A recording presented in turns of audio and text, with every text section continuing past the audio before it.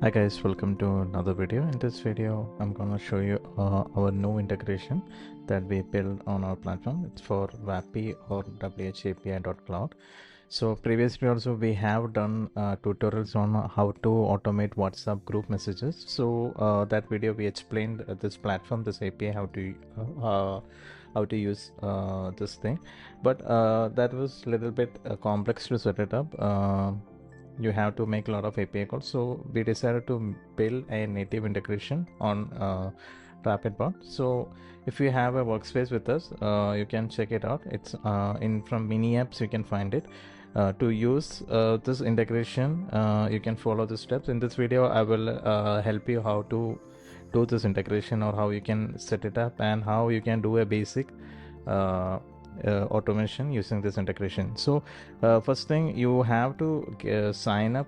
If you want to use this integration, you should have your own account with this API platform.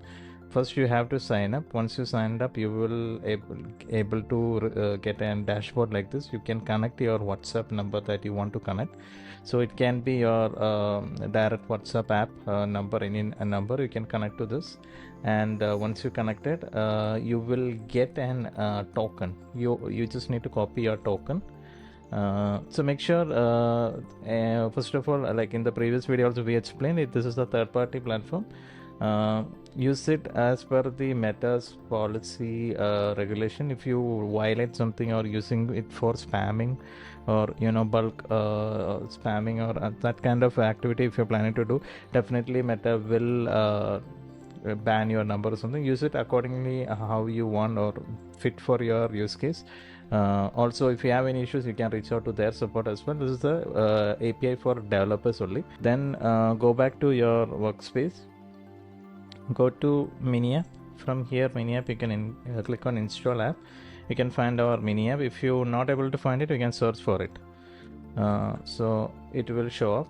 So then you can click on select button. Then you can select this install button. So when you're installing, by default you will be asked to provide the token. You can provide this token and you can click on save. If everything's good, you will get this success message, app updated.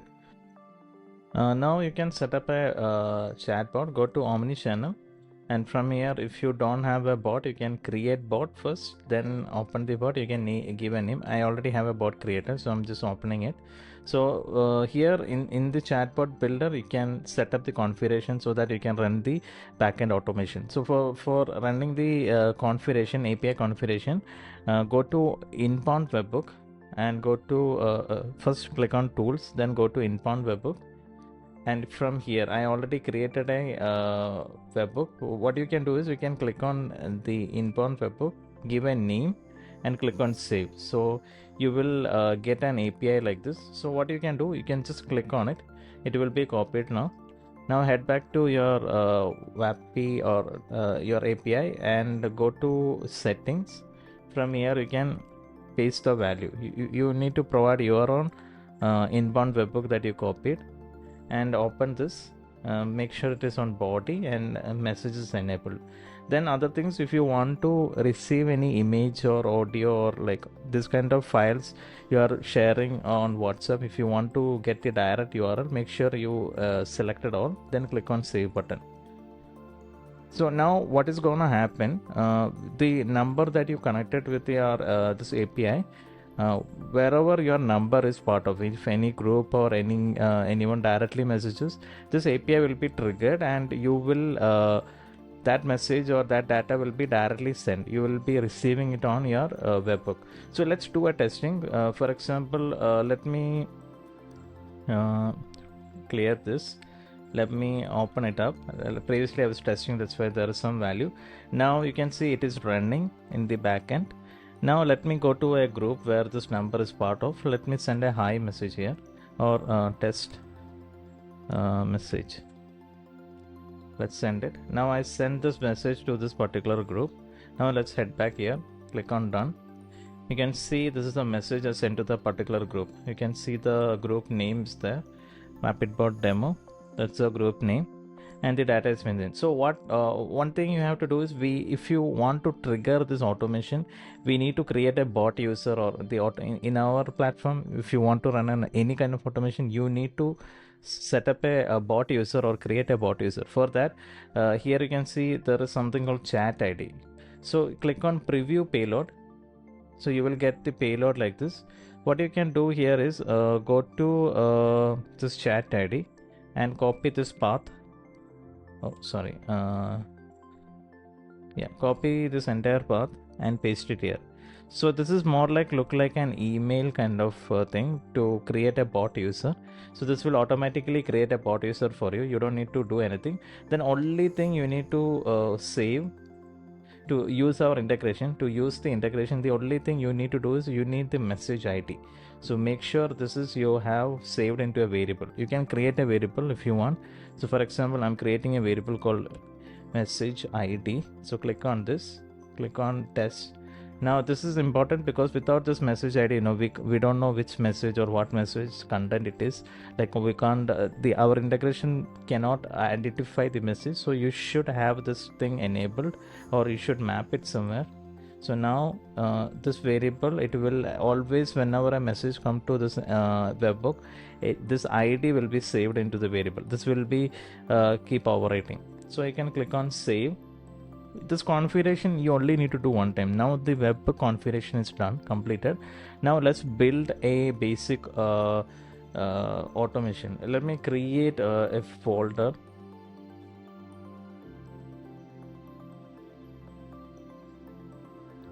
So I created a folder. Now let's create a basic automation flow.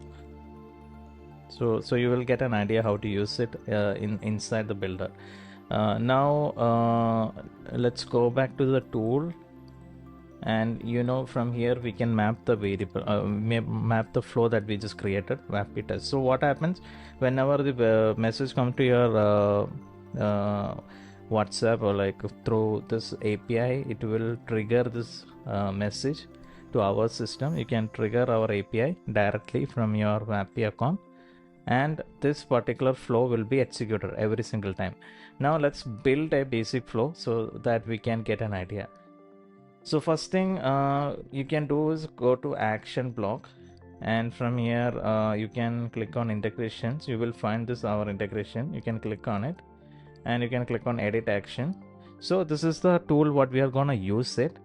Retrieve the WhatsApp message info. Whatever message that came to your WhatsApp or any group, we want the ID. Based on the ID only, we can fetch all the information that we needed.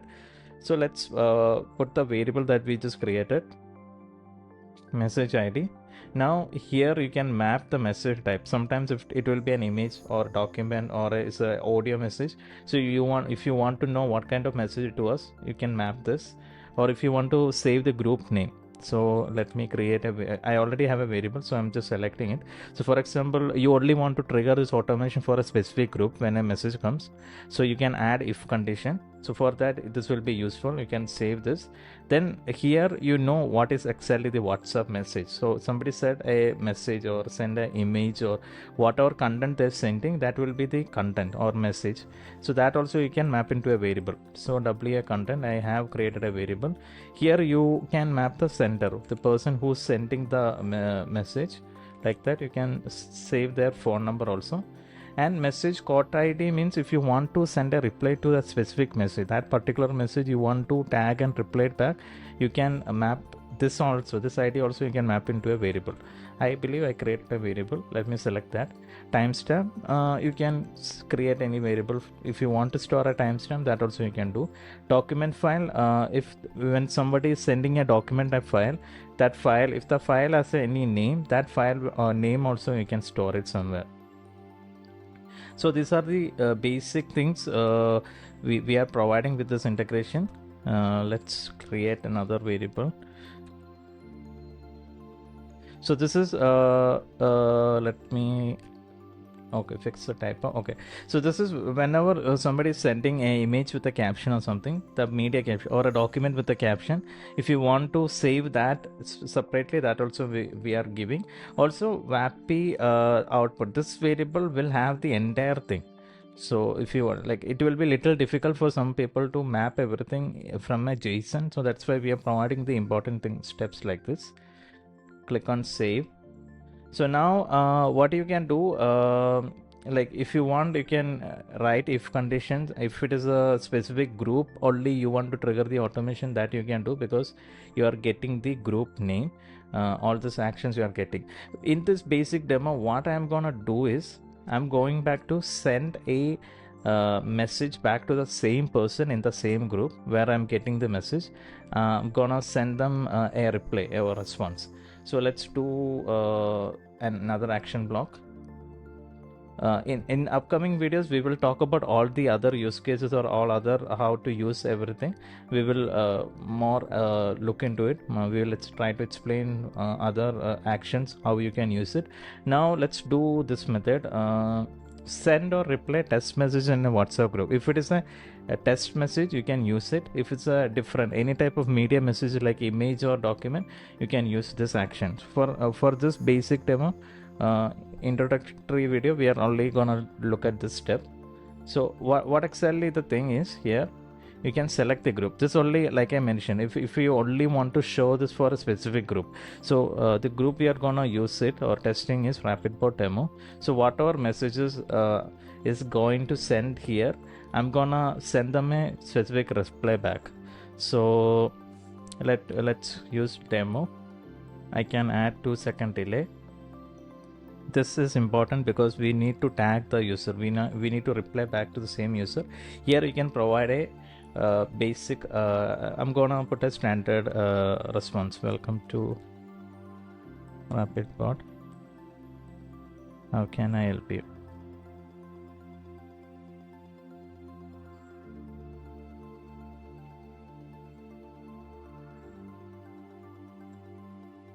This is optional. By default it is no. If you select yes means I will show you, like while testing I will explain to you. So if you select yes means this, what happens is the bot will directly DM them. Now you can map the status also, so you get an idea if the message went through or not. This is your preference. If you want to know the status, that you can map it. Just click on save, and now we can publish it. Now let's do a testing. So before that, here you can see something called if request failed. That if you want, you can map into any fallback flow or something. So one more thing before you use this integration, this is very important. So go to your webhook where you configure, edit, click on edit. Once you do some testing, some test data that you will get. So let's do a preview payload. So you should map this into a variable. So you can create a variable. If you don't have a variable, you can create a variable. This is very important step. This is one way to prevent looping. So sometimes what happens is, whenever your number you're using, the same number you connected with Whapi, whenever that number is using through our automation integration, you are using to send a reply or give a response back, that time also this will be get triggered. So your then if your number is sending a message or replying to any message using the automation, then the status will be true. If every time if it is false means it always from a different user, someone else is trying to message to you or the group that your number is part of. So we like every time when your number is sending a reply, we don't want to trigger this automation every single time. So in order to avoid any kind of looping, you should make sure to save this. Click on add. So now we have this thing also, we are also mapping that particular value also. Click on save. Now let's head back to our integration block. Beginning, whichever flow you are using this integration, make sure to add this if condition just for a fail safe. We don't want to this will prevent any type of looping. So in our integration we are already doing a check actually. If it is a message sent by the admin number means the number which is a part of this group, or your number is sending, it will always a failed. But since you are continuing the journey, since you are not connecting this failed anywhere, it will not get executed, it will always continue. So this way this flow will every time will be looped, so it will go in a loop. So this way it could trigger, or yeah, looks like a spamming activity, so that we can prevent. So add this condition. Let's put the condition here. If this admin message is true, just connect it anyway. If it is a message from the admin, then it will do nothing. Your flow will not trigger. If it is a message sent by someone else, then it will be executed. That's what we want to do. Or what you can do is just make sure to this is connected to a empty message block. That also does the job. So I will explain how both works. Let me delete this for now. Now let me publish it. Once this is done, if we can head back to our integration block, let me send a hello message here. Now let's wait for yeah, now our integration is triggered. You can see welcome to Rapidbott, how can I help you? That's what we just built here. You can see this is what we built here. So it's replying. Now let's try, instead of in case you forgot to do this thing, you are connected like this directly, so it will keep repeating the same step. So in order to avoid that, you can always map if the request failed, it should be mapped somewhere. You can map into a empty block message or something. That should do. Let's publish it. This way also we can test it out. Two ways we can avoid this looping mechanism. So it is as more like a fail safe for you. So now you can see it's not triggering, or it's going in a loop, like otherwise it will keep spamming, so that you can avoid it. So let's head back. Let's see if you go to tool, you can see this action cannot be triggered. It's an admin message. You already got the error message here. That means it didn't trigger the second time. Also, if you go here from the log, you can see all the messages that going through. So means this is the response that's sent from your number. Status is true. So this is the two different ways you can you should keep an eye on when you're configuring the Whapi integration in order to avoid looping. Now let's do one thing. We can test out our other DM option. You can enable this, yes, and let's save this and publish it. Now we can look at the difference, how it will look like. So I'm gonna message